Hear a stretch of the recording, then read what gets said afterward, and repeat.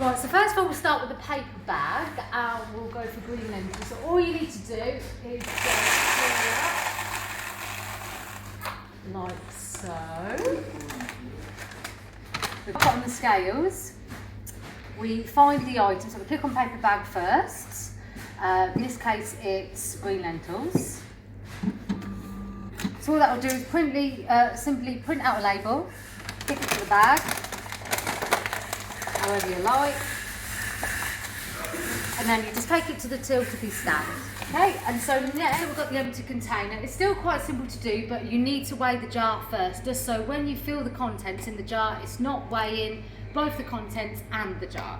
So all you need to do is simply pop it on the scale, click empty container. What that does is that prints out a barcode, which you can just pop on the top.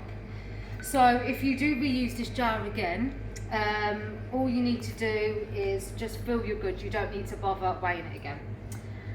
So we will now fill up some jumbo oats in here.